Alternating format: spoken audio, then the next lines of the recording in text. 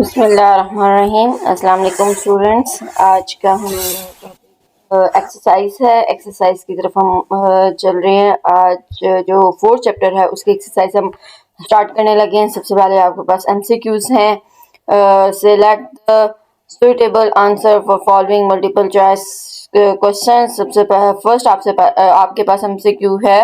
The dash is structured और processed collection of data usually associated with a unique body of work। अब ये आपके पास किस चीज़ की डेफिनेशन है, तो ये आपने बताना है। स्ट्रक्चर्ड और प्रोसेस कलेक्शन ऑफ डाटा, जिसमें हम किसी कोई खास किस्म का काम जो है वो यूनिक बॉडी ऑफ वर्क के साथ हम एसोसिएट जिसको करते हैं वो क्या कहलाता है। तो ये हमने पीछे जब फर्स्ट टॉपिक डिस्कस किया था तब हमने इसको डिस्कस किया था। तो इसका करेक्ट ऑप्शन आपके पास क्या बनता है? डेटा सेट बनता है। कैसे? स्टार्टिंग में जहां हमने लेक्चर डिस्कस किया था वहां पे भी आपके पास था डेटा सेट की डेफिनेशन जब हमने डिस्कस की थी। तो यहाँ पे भी आप देख सकते हो डेटा सेट समरी में इज स्ट्रक्चर्ड और processed collection of data usually associated with a unique body of work. तो ये आपके पास आंसर इसका क्या बनता है? Data set. ठीक है, नेक्स्ट हम एमसीक्यू की तरफ चलते हैं। सेकंड आपके पास एमसीक्यू क्या है? ये तो हो गया आपके पास डेटा सेट। ठीक है, तो dash refers to the process of carefully examining and studying the data to identify patterns, draw conclusions and make the data meaningful। Data को मीनिंगफुल बनाने के लिए हम अगर एग्जामिन करें केयरफुली और स्टडी करें डाटा को ताकि आइडेंटिफाई करें और कंक्लूजन निकालना हो हमने, वो किस में हम करते हैं? डाटा सेट की डेफिनेशन तो ऊपर हमने पढ़ ली। डाटाबेस भी इसमें नहीं आता, उसमें तो टेबल्स वगैरह जो है वो हम देते हैं। ठीक है, ऊपर भी जो डाटा एंड जो आपके पास ऊपर ऑप्शंस हैं इंफॉर्मेशन, उसमें तो इंफॉर्मेशन हम देते हैं, मतलब जो आपके पास क्या कहते हैं प्रोसेसिंग के बाद चीज़ आती है वो होती है। ठीक है, तो इसलिए हमने डाटा सेट को किया था। और यहाँ पे आपके पास डाटाबेस का भी मैंने बता दिया, डाटा सेट का भी मैंने बता दिया आपको।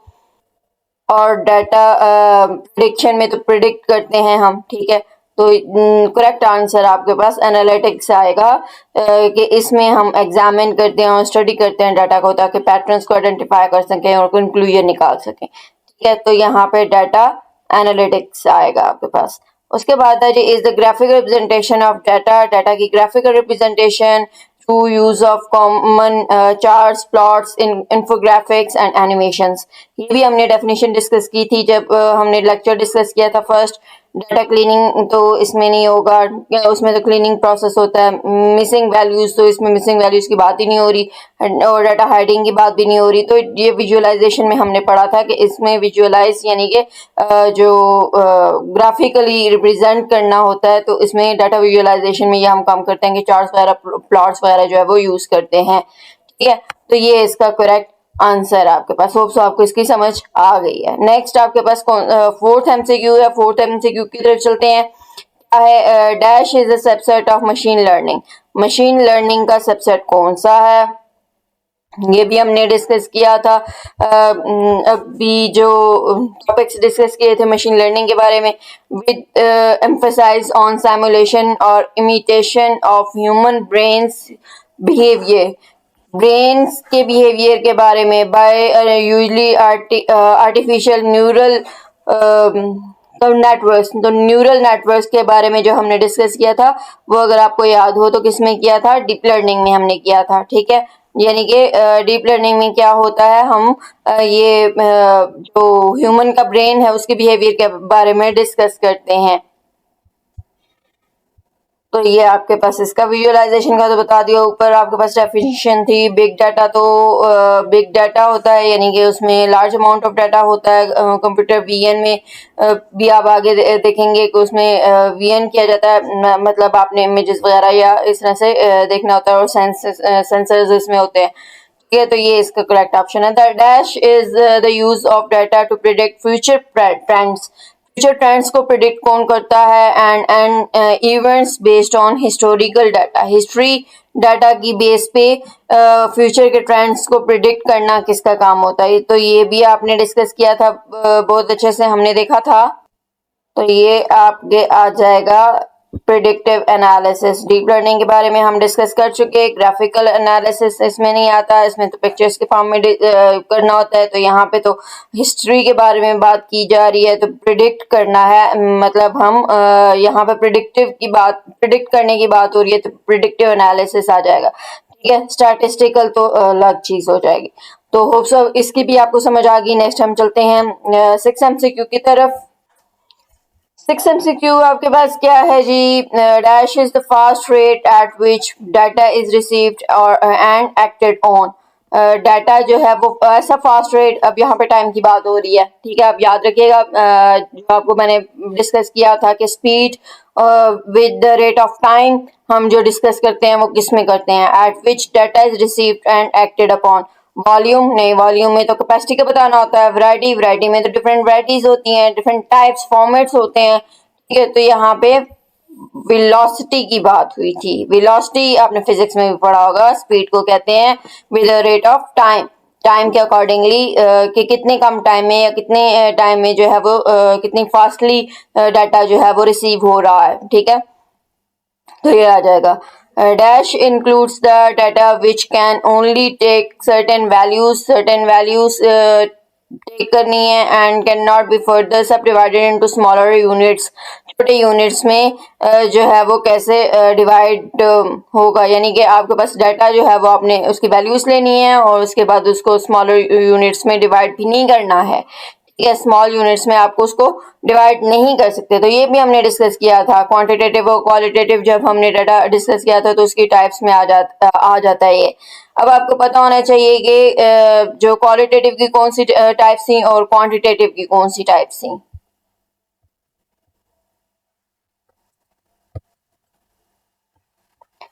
तो आप अगर देखो तो जो आपके पास क्वालिटेटिव की टाइप्स थी वो कौन सी थी और क्वांटिटेटिव की कौन सी टाइप्स थी?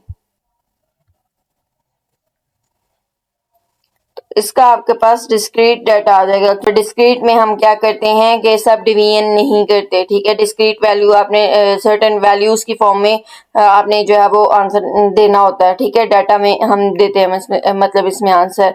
तो डिस्क्रीट वैल्यू आपके पास इसका आंसर आ जाएगा। आप समरी से जो है वो देख भी सकते हैं, समरी से डेफिनेशंस याद भी कर सकते हैं ताकि आपको इजीली डेफिनेशंस जो है वो याद हो जाए और आपको समझ आ जाएगी। आप देखो तो discrete data includes data which can only take certain values and cannot further divided into smaller units। तो ये आपके पास इसका आंसर, होप सो आपको इसकी समझ आ चुकी है। ठीक है, ये क्वांटिटेटिव की टाइप्स में आता है और ये आपके पास इसका आंसर हो गया। तो और क्वालिटेटिव की टाइप्स में आपके पास ऑर्डिनल और नॉमिनल था। ठीक है, तो ये क्वांटिटेटिव की टाइप्स में आपके पास डिस्क्रीट है और डिस्क्रीट में सब डिवीजन हम नहीं करते हैं। ठीक हो गया। उसके बाद हम नेक्स्ट 8th की तरफ चलते हैं। 8th MCQ क्या था हमारे पास? Dash is the limitation of big data. Big data की लिमिटेशंस क्या हैं? स्टैटिस्टिकल डाटा है, डाटा विजुअलाइजेशन है, अनलिमिटेड ग्रोथ ऑफ डाटा है, डाटा की ग्रोथ अनलिमिटेड होती है, या प्रिडिक्टिव मेंटेनेंस इसमें किया जाता है। तो इसका करेक्ट आंसर आपके पास क्या होगा? देखो, स्टैटिस्टिकल डाटा विजुअलाइजेशन और प्रेडिक्टिव मेंटेनेंस तो नहीं थी। हमने जब डिस्कस किया था बिग डाटा के बारे में तो उसमें हमने कहा था कि इसमें ग्रोथ जो है डाटा की अनलिमिटेड होती है, कि मतलब डाटा अपडेट होता रहता है। ठीक है, तो ये इसका करेक्ट ऑप्शन आपके पास आ जाएगा कि ये लिमिटेशन में, मतलब इसके ड्रॉबैक में शामिल है। customer satisfaction level such as satisfied, dissatisfied and neutral are examples of dash data type। किस डाटा टाइप के एग्जांपल्स में आता है? ये जो है वो आता है एग्जांपल में कस्टमर सेटिस्फेक्शन लेवल, कस्टमर की सेटिस्फेक्शन लेवल सेटिस्फाई है, डिससेटिस्फाई है या न्यूट्रल है। तो ये किस में आएगा आपके पास? कॉन्टिन्यूस में या ऑर्डिनल में या न्यूमेरिक में या डिस्क्रीट में? डिस्क्रीट में तो नहीं आ सकता क्योंकि आपने अभी डिस्कस किया था कि डिस्क्रीट में हम क्या करते हैं, सर्टेन वैल्यूज देते हैं। ठीक है, तो इसलिए उसमें तो नहीं आएगा। न्यूमेरिकल में भी नंबर्स की फॉर्म में होता है, आपके पास नंबर्स दिए जाते हैं जैसे कि 70 या अगर टेम्परेचर की बात करें तो डिग्रीज में आ जाएगा कॉन्टिन्यूसली जो है वो डाटा आपका देना होता है। तो ऑर्डिनल जिसमें हम क्या करते हैं कि इस फॉर्म में स्टैटिस्टिकल मतलब वर्डिंग के फॉर्म में जिसमें हम आंसर दे रहे होते हैं वो इसमें आ जाएगा। अब आप समरी में अगेन जा सकते हैं और उसमें डेफिनेशन आप देख लें तो आपको अच्छे से समझ आएगा कि ये देखो सी स्पेसिफिक ऑर्डर रैंकिंग, ऑर्डर और रैंकिंग की डिस्कशन जो है वो हम किस में कर रहे होते हैं, इसमें ऑर्डिनल में, जिसमें सर्टेन स्केल या मेजर करते हैं group of data and categories में। जैसे स्टेटस ग्रेड है, इकोनॉमिक स्टेटस है, तो इसमें भी जो कस्टमर के बिहेवियर की स्टेटस ही के बारे में बात हो रही है ना, तो इसमें भी रैंकिंग स्टेटस ऑर्डर के बारे में बात हो रही है, यूं आप कह सकते हैं। तो इसलिए करेक्ट ऑप्शन आपके पास क्या होगा, ऑर्डिनल डाटा। होप सो आपको इसकी भी समझ आ चुकी है।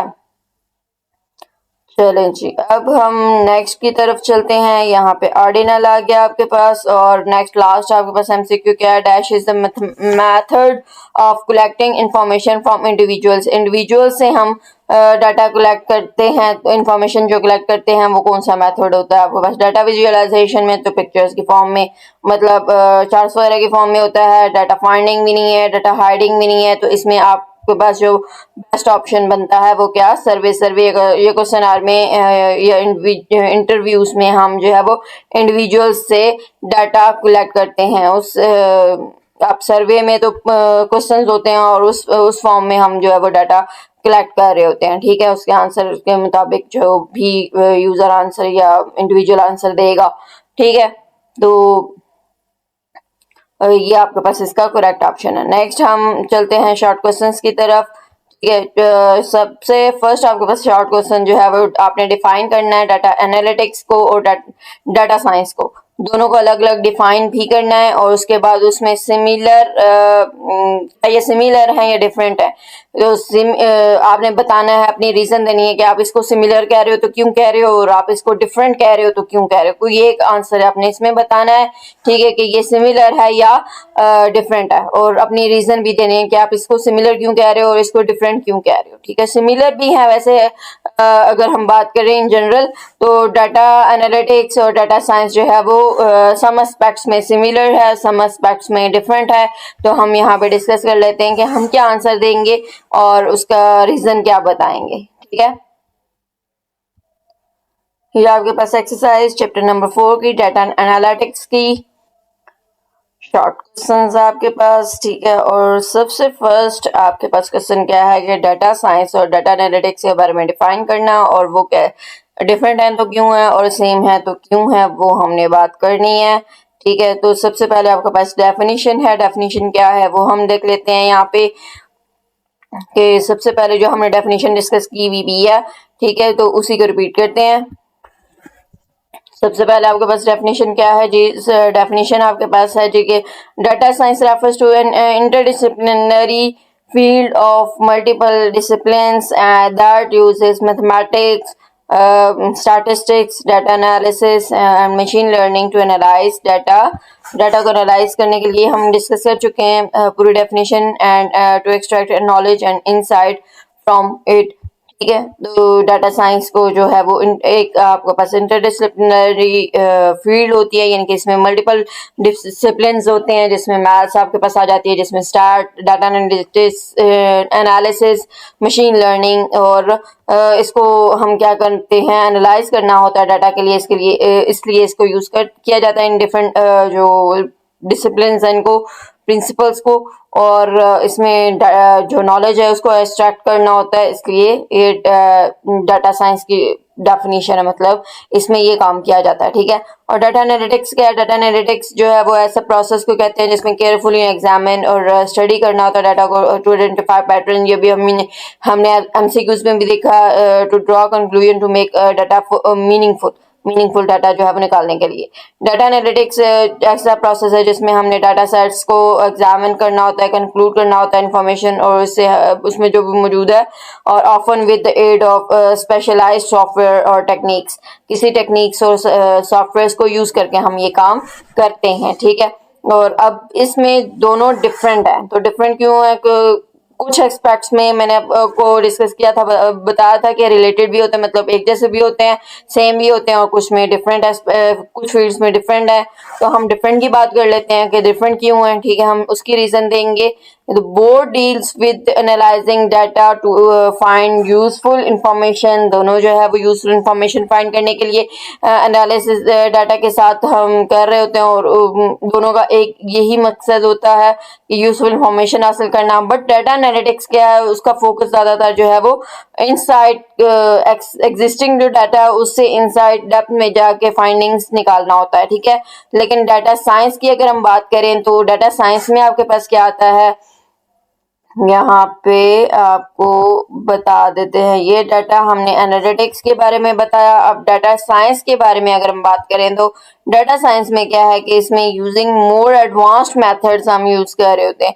ज़्यादा एडवांस मेथड्स जो है वो इसमें यूज किए जाते हैं, लाइक प्रोग्रामिंग है या प्रिडिक्शन है, डीपर एनालिसिस के लिए। डीपर एनालिसिस के लिए इसमें एडवांस मेथड्स को यूज किया जाता है। तो होप सो आपको इसकी समझ आ गई है क्वेश्चन की, इस क्वेश्चन में क्या था, ठीक है। नेक्स्ट क्वेश्चन की तरफ हम चलते हैं। अब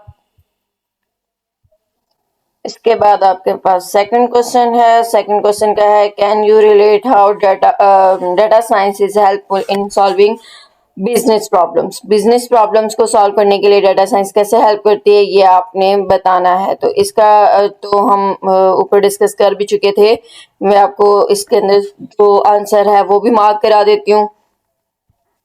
ये आपके पास इसका आंसर था बुक के अंदर। सबसे पहले तो बिजनेस प्रॉब्लम की डेफिनेशन क्या है। Business problem is a gap between existing and desired state of the situation, ठीक है। इट इज डिजायर्ड एक्शन और series of action to achieve objectives, और various business problems can be solve through data science. Data science से किस तरह से solve किया जा सकता है, ये आपके पास डिफरेंट पॉइंट्स हैं। To decide best routes for shipping of goods and passenger airplanes, to choose the best product among many, which one to buy, A or B, to foresee delays for flight, ship, train, to create promotional offers, to find best suitable time to deliver goods, to reduce cost, to forecast next year's revenue for a company, to analyze health benefits of physical training programs, to predict some forthcoming event like who will win elections. तो ये आपके पास भी answer आ सकता है। और एक और answer जो मैंने आपको यहाँ पे मैंने डिस्कस किया है वो भी आपको मैं शो कर देती हूँ, वो क्या है, ठीक है। ये आंसर भी आप कर सकते हैं, या फिर आपके पास ये आंसर है। अ बिजनेस प्रॉब्लम, सबसे पहले तो उसकी डेफिनेशन थी, ठीक है ना। The data science helps businesses by analysing data to predict trend, improve decision making and solve complex problems. It can help companies understand customer behavior, optimize sales, or reduce cost by identifying patterns in large amount of data, ठीक है। तो आप उनमें दोनों में से कोई भी कर लें, इट्स अप टू यू, जो भी आपको इजी लगता है, ठीक है। अब नेक्स्ट क्या क्वेश्चन है उसकी तरफ चलते हैं। थर्ड क्वेश्चन है जी आपके पास, database is useful in the field of data science. Data science की फील्ड में जो डेटाबेस है वो बहुत बेनिफिशियल है, मतलब हेल्पफुल है। तो आपने ये स्टेटमेंट के बारे में डिफाइन करना है कि ये कैसे हेल्पफुल है, ठीक है, ये कैसे बेनिफिशियल यूजफुल है, तो ये आपने बताना है। ये आपके पास इसका आंसर है। क्या आंसर है जी, डेटाबेस कैसे यूजफुल है डाटा साइंस की फील्ड में।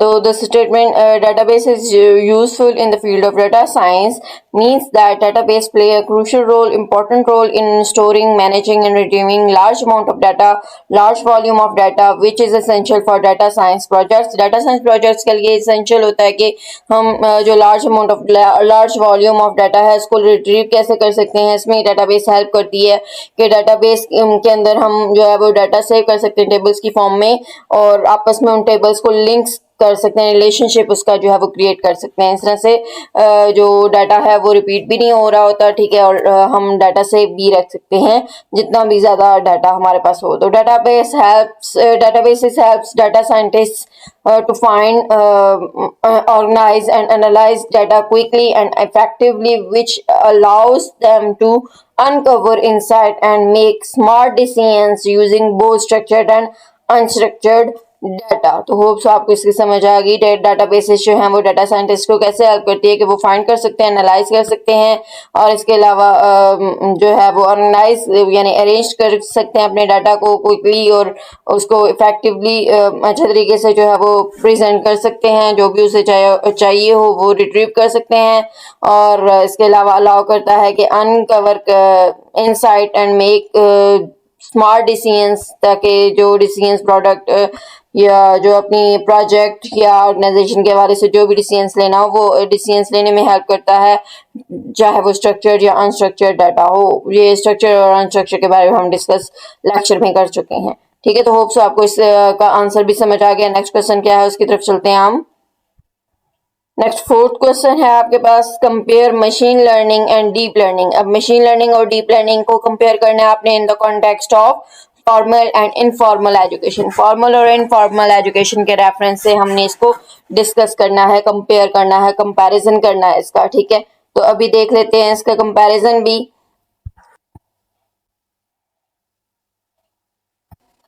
ये आपके पास इसका आंसर है। क्या आंसर है जी? Compare machine learning and deep learning in the test of formal and informal education. तो फॉर्मल एजुकेशन में मशीन लर्निंग के बारे में हम डिस्कस करेंगे। तो it typically taught in undergraduate and graduate programs में इनको जो है वो पढ़ाया जाता है, और जो डीप लर्निंग है वो ग्रेजुएट प्रोग्राम्स और स्पेशलाइज्ड कोर्सेज में पढ़ाई जाती है।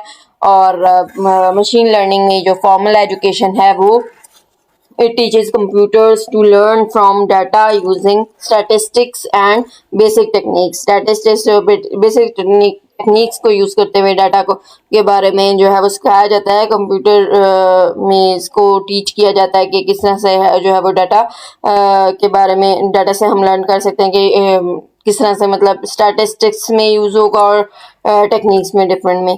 डीप लर्निंग जो है वो इनफॉर्मल एजुकेशन में एक ऐसा मशीन लर्निंग का पार्ट है। ये तो इन जनरल हमने सबसेट की बात की थी ना कि सबसेट होता है मशीन लर्निंग का।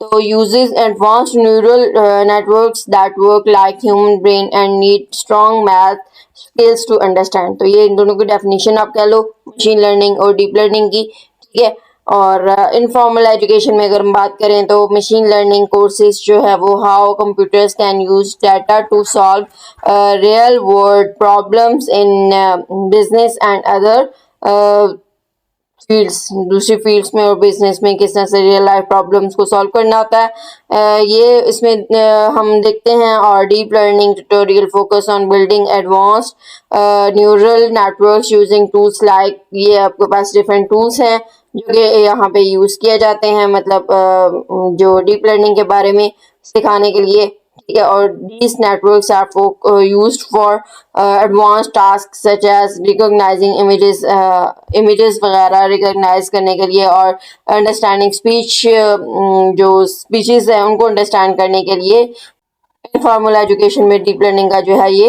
रोल होता है। ठीक है, तो होप सो आपको इसकी भी समझ आ गई। अब नेक्स्ट क्वेश्चन की तरफ हम चलते हैं।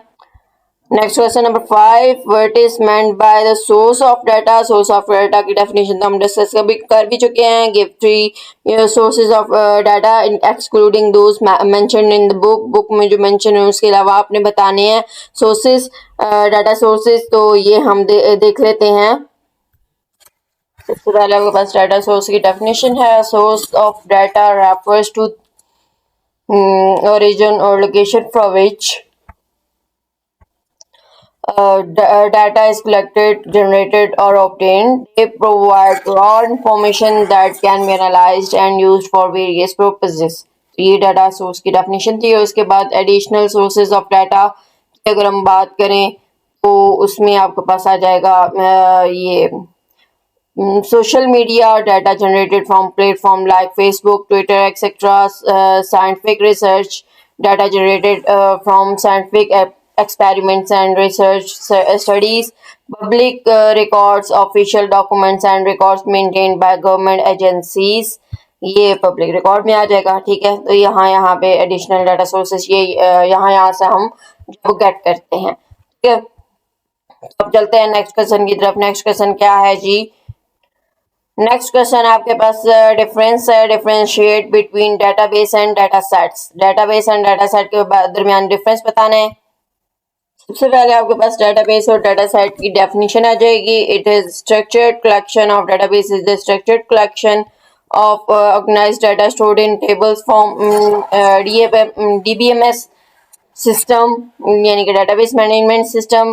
Data set is a specific collection of data usually in a single file or table often used for analysis or research. तो नेक्स्ट आपके पास पॉइंट है ये कि इसको स्टोर और मैनेज किया जाता है इसमें डाटा को, और इसमें एनालाइज करने के लिए यूज़ किया जाता है डाटा को, और इसके अलावा मॉडलिंग करने के लिए डाटा सेट में यूज़ किया जाता है डाटा को. और कंप्रीहेंसिव होता है डाटा मतलब रिप्रेजेंट करना. रिपोजिटरी जो है वो कंप्रीहेंसिव होती है डाटा बेस में, जबकि specific in data collection specific way में हम करते हैं डाटा सेट के अंदर. ठीक है. पर्पस इसका जनरल पर्पस और डाटा सेट में स्पेसिफिक पर्पस के लिए यूज किया जाता है. और it is used for large amount of data. Database में लार्ज अमाउंट ऑफ डाटा को स्टोर करने के लिए यूज किया जाता है. डाटा मतलब जो है वो लार्ज अमाउंट ऑफ डाटा को स्टोर किया जाता है डाटाबेस के अंदर, और डाटा सेट में स्मॉल अमाउंट ऑफ डाटा को स्टोर करने के लिए यूज किया जाता है. इसमें मतलब स्मॉलर इसमें होता है. और डाटाबेस में जो है वो आपके पास मल्टीपल डाटा सेट्स मौजूद होते हैं, लेकिन डाटा सेट के अंदर क्या होता है कि इसमें हम डाटाबेस से एक्सट्रैक्ट करते हैं, मतलब डिफरेंट अदर सोर्सेज से लेकर या डाटाबेस से हम कुछ पार्ट ऑफ डाटा जो है वो एक्सट्रैक्ट कर रहे होते हैं, उससे डाटा सेट बनाते हैं. ठीक है. और नेक्स्ट लास्ट आपके पास पॉइंट क्या है कि ये ऑर्गेनाइज स्कीमा होता है डाटाबेस, और जबकि जो आपके पास डाटा सेट है वो वेरी इसका स्ट्रक्चर जो है वो वेरी कर रहा होता है. ठीक है. और भी बहुत से पॉइंट्स बन सकते हैं. इतना मैंने पूरी कोशिश की कि आपको सिंप्लीफाइड फॉर्म में इजी वर्डिंग में जो है वो शो करूं. तो इतना ही आई थिंक सो एनफ है. ठीक है. यही आप कर ले तो आपके लिए बहुत होगा.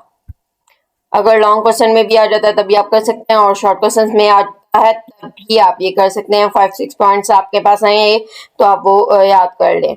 नेक्स्ट क्वेश्चन आपके पास क्या है जी? नेक्स्ट क्वेश्चन आपके पास है आर्गो अबाउट ट्रेंड्स और outliers and distribution of values in data set. Data set के अंदर डिस्ट्रीब्यूशन ऑफ वैल्यूज, आउटलायर्स और ट्रेंड्स के बारे में डिस्कस करना है. ठीक है. तो ये आपके पास आंसर है जिसका to effectively argue about trends, outlier, and distribution of values in dataset, let us break down each component and illustrate how they can be analyzed. सबसे पहले ट्रेंड की बात कर लेते हैं. Trends refers to the generic general direction in which data is moving over a period. This can be upward, downward और stable. ये stable भी हो सकता है, upward हो सकता है, downward हो सकता है, और इसके अलावा specific period of time तक ये डाटा जो है वो मूव हो रहा होता है इसमें, और ये जनरल डायरेक्शन को रेफर करता है. ठीक है. ट्रेंड.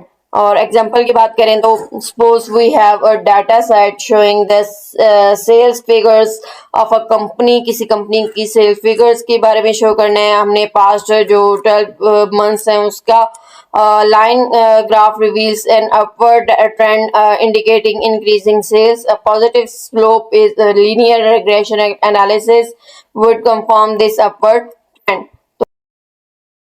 तो आउटलायर की अगर हम बात करें तो outlier values eight extreme end of the data set की एक्सट्रीम वैल्यू एक्सट्रीम पॉइंट पे जो वैल्यू होती है उसको आउटलायर कहते हैं. यानी कि एक्सट्रीम एंड डाटा सेट के जो एक्सट्रीम लेवल पे क्या वैल्यू आपके पास आ रही है.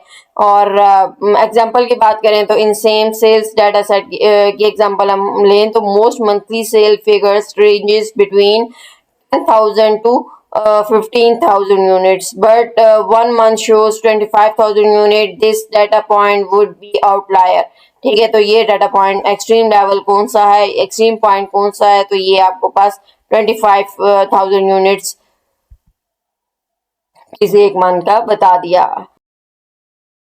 डिस्ट्रीब्यूशन ऑफ वैल्यूज की बात करें तो distribution refers to how values in a data set are spread out across the range के अक्रॉस किस तरह से स्प्रेड करता है डाटा सेट, और उसकी वैल्यूज कैसे जो है वो शो की जाती हैं. It provides insight in shape, central tendency and variability of the data. मतलब डाटा की वेरिएबिलिटी क्या है और सेंट्रल टेंडेंसी क्या है. ठीक है.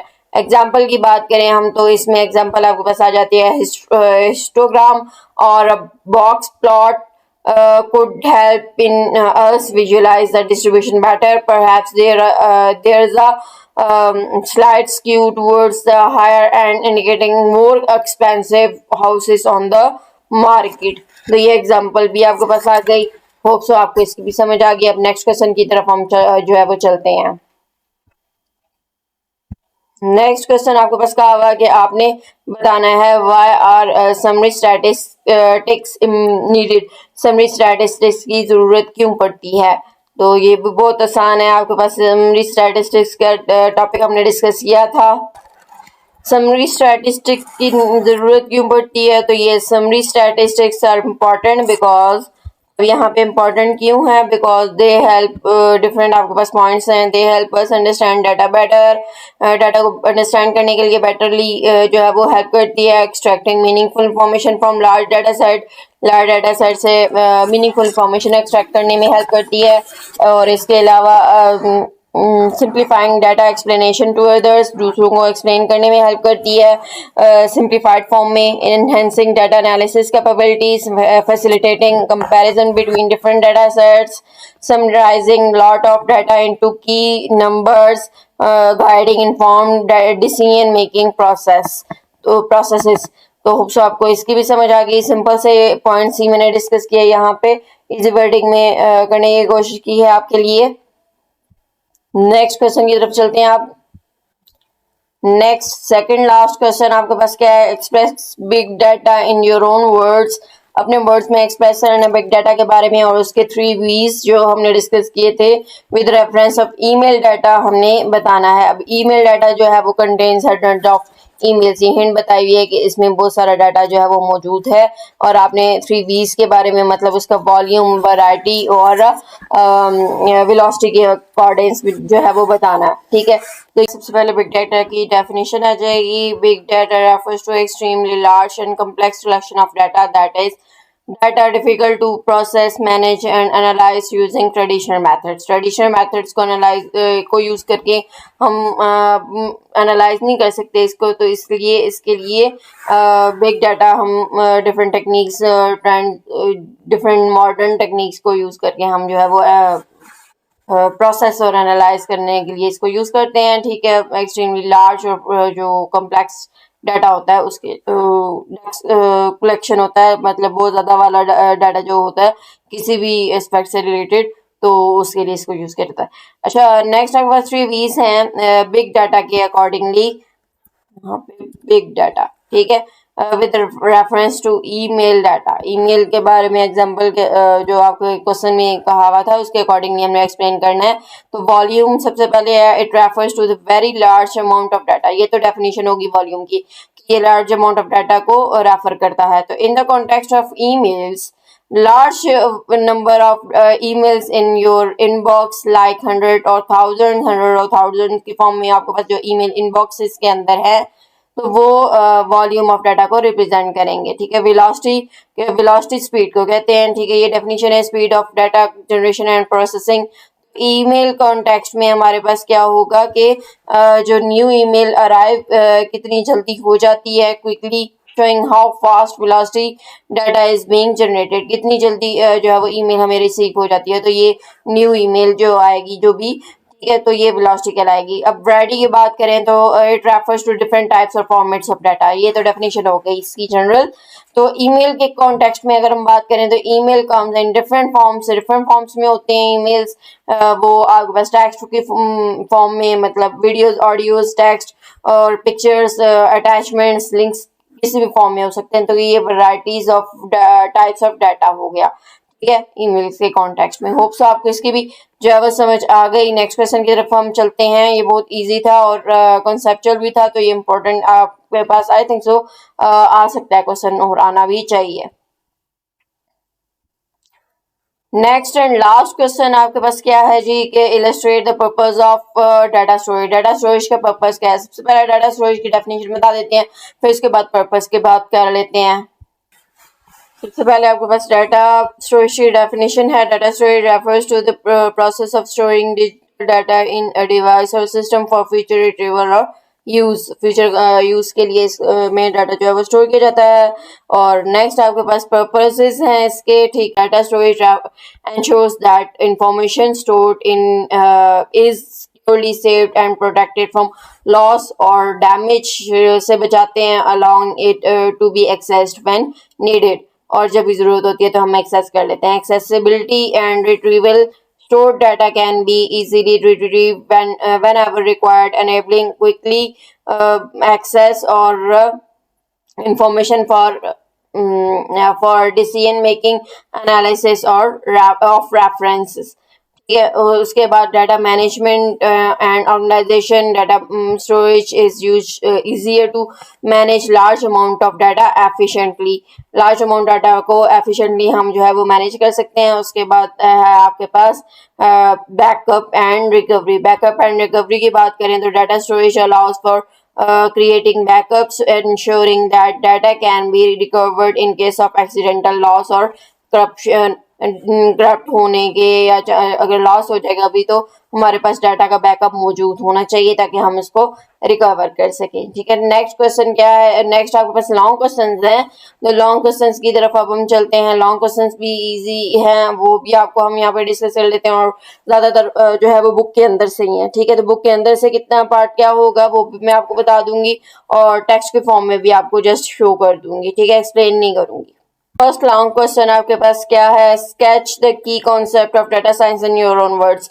की कॉन्सेप्ट्स के बारे में हमने बुक के अंदर ही डिस्कस किया था, जिसमें डाटा सेट और ये सारी चीजें हमने डिस्कस की थी। ये हमने डिस्कस किया कॉन्सेप्ट ऑफ डाटा साइंस। तो इससे पहले हम डाटा साइंस की जो है वो डेफिनेशन बता देंगे। ठीक है, डाटा साइंस की डेफिनेशन ऊपर आपके पास थी, उसकी डेफिनेशन बतानी है। और उसके बाद data science refers to the an interdisciplinary field of multiple discipline that uses mathematical statistics, data analysis and machine learning to analyze data and to extract information, knowledge and insight from it। ठीक है, उसके बाद data science consist of many components, theories and algorithms. यहाँ से आपका ये start होगा, बीच में इसमें डाटा आएगा, उसके बाद डाटा सेट होगा, और statistics and probability, mathematics, machine learning, deep learning, data mining, data visualisation, big data, predictive analysis और नेचुरल लैंग्वेज प्रोसेसिंग। ये सारा आप जो है वो यहाँ तक इसका कर लेंगे। ठीक है, तो ये आपके पास फुल जो टॉपिक था ये इसके अंदर, इसके आंसर के अंदर आ जाएगा। ये आपके पास एक्सप्लेन हुआ हुआ है। ठीक है, यहाँ से भी आप देख सकते हैं, याद कर सकते हैं, और बुक से भी मैंने आपको बता दिया। सेकंड लॉन्ग क्वेश्चन आपके पास, develop your own thinking on various data types used in data science. Book से आपके पास सेकंड लॉन्ग क्वेश्चन का आंसर ये बनता है। ठीक है, ये data types in data science, इसमें क्वालिटेटिव और क्वांटिटेटिव दोनों का उसकी टाइप्स भी आप एक्सप्लेन कर देंगे। ठीक है, तो यहाँ तक आपके पास कॉन्टिन्यूस डाटा तक आपके पास इसका आंसर आ जाएगा। ठीक है, यहाँ तक इसका आंसर बनता है। इसमें आप ये डायग्राम भी देंगे। ठीक है, ये डायग्राम भी आप शामिल करेंगे, और पिछले क्वेश्चन की भी डायग्राम मैंने आपको शो कर दी, वो भी आपने पिछले क्वेश्चंस में साथ में मेंशन करनी होगी, ड्रॉ करनी होगी, अगर क्वेश्चन आपके पास आ सकता है। लास्ट वाला जो कॉन्सेप्ट ऑफ डाटा साइंस था, ये आपके पास data types in data science मैंने आपको बुक से भी शो कर दिया, और यहाँ भी। नेक्स्ट क्वेश्चन आपके पास है, compare how big data is applicable to various fields of life, illustrate your answer with the examples. ये यहाँ से इसका आंसर आपका बन जाएगा, applications of data science in business, health care, media entertainment, IoT, manufacturing and government. तो ये आपके पास इसका आंसर है जी, गवर्नमेंट का। आप ये नीचे जो आपके पास बिग एप्लीकेशंस, ये इंक्लूड बेशक ना करें, यहाँ तक कर लें, काफ़ी है। ठीक है, इसका भी, गवर्नमेंट का भी, और ये जो मैन्युफैक्चरिंग था इसका भी यहाँ तक आप कर लें। इट्स एनफ, और बाकी सारा ही होगा, और रिटन फॉर्म में भी आपको शो कर दूंगी, और जो डिस्क्रिप्शन में आपकी जो PDF फॉर्म में भी इंशाल्लाह अवेलेबल होगा, वो भी मैं आपको लिंक जो है वो सेंड कर दूंगी, लिंक शेयर कर दूंगी, आप वहां से भी जो है वो PDF फॉर्म में ले सकते हैं। ठीक है, यहाँ पे भी big data health, finance, retail, media, entertainment, IoT, transportation, education, energy, manufacturing, government. तो इजी फॉर्म में यहाँ पे मैंने आपको डिस्प्ले कर दिया, आप ये भी जो है वो कर सकते हैं, ठीक है। नेक्स्ट क्वेश्चन आपके पास है relate the advantages and challenges of big data, ये भी बुक के अंदर है। ये यहाँ से इसका आंसर हो जाएगा advantages and benefits of big data, product development, predictive maintenance, customer experience, fraud and compliance. ठीक है, तो ये आपके पास जो है वो एडवांटेजेस और बिग चैलेंजेस, ये data quality, security, data security and privacy, rapid growth of data, big data tool selection, data integration, ये आपके पास जो है वो चैलेंजेस आ जाएंगे। ठीक है, नेक्स्ट लास्ट क्वेश्चन क्या है जी? लास्ट क्वेश्चन आपके पास है design case study about how data science and big data have revolutionalize the field of health care. Health care की फील्ड को कैसे ये रेवोल्यूशनलाइज करता है, डाटा साइंस भी और बिग डाटा भी। ये आपके पास इसका आंसर है बिग डाटा चैलेंजेस का। आपके पास case study how data science and big data changed health care. तो सबसे पहले data science and big data have transform health care by helping doctors and hospitals handle large amount of information, big better decision and improve patient care. Big data in health care की बात करें तो big data refers to, अब ये सबसे पहले जो definition है ना कि large amount of information collected from, अब यहाँ से हेल्थ केयर के अकॉर्डिंगली कहाँ से कलेक्ट किया जाता है, मेडिकल रिकॉर्ड्स हैं, वेयर डिवाइसेस हैं और मेडिकल स्कैन्स यानी कि एक्सरे वगैरह। ठीक है, तो with big data hospital can take patients health and predict diseases predict करने के लिए, पेशेंट की हेल्थ को ट्रैक करने के लिए हॉस्पिटल्स जो है वो बिग डाटा को यूज करते हैं। प्रेडिक्टिंग डिजीजेस, अब डिजीज प्रेडिक्ट करने के लिए यहाँ पे क्या होता है कि using big data doctors can predict which patients are at risk for disease, like heart problem है या डायबिटीज है, तो उसके लिए IBM वर्डसन हेल्थ शूज उसने यूज किया बिग डाटा को कि हाई रिस्क हार्ट पेशेंट्स के हाई रिस्क को आइडेंटिफाई किया जा सके और अलाउ किया जाए doctor to act early and save life, early action perform करें और लाइफ जो है वो बचा सकें। ठीक है, और उसके बाद अगर हम बात करें डाटा साइंस की हेल्थ केयर में, तो वो क्या है? डाटा साइंस इन हेल्थ केयर आपके पास क्या हो जाएगा? Data science in health care, data science uses techniques like artificial intelligence and machine learning to understand and analyze medical data। Personalised medicine की बात करें तो इसमें आपके पास जो कैटेगरीज आएंगी, doctors use data science to create treatment based on patient genetics, patients की genetics मतलब जीन के अकॉर्डिंगली पीछे क्या चल रहा है उस बेस पे जो है वो डाटा साइंस को यूज करते हुए डॉक्टर ट्रीटमेंट करते हैं। जैसा कि कैंसर ट्रीटमेंट है, ठीक है, वो पीछे किसी मतलब एंसेस्टर में है, यानी data science help doctor choose the best treatment based on patient specific cancer type. Public health surveillance है, तो कोविड की अगर हम बात करें, मैनेजिंग COVID-19, तो pandemic require real time tracking of virus spread and resource allocation.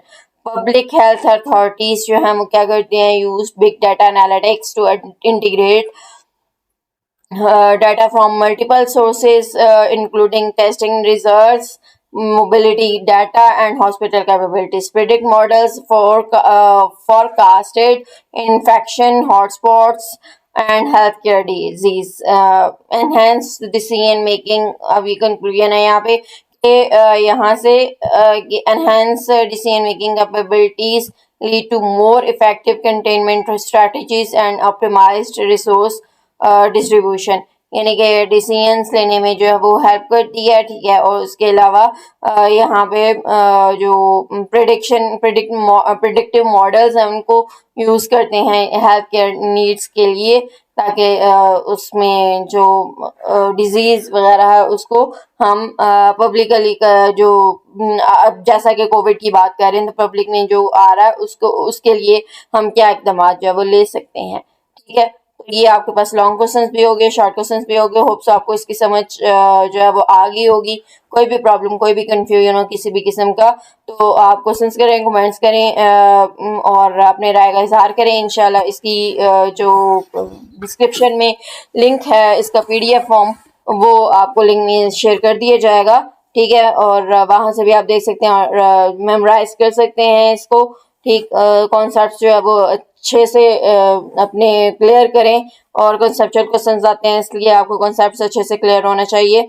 और next video तक के लिए अपना बहुत सारा ख्याल रखें। अल्लाह हाफिज़।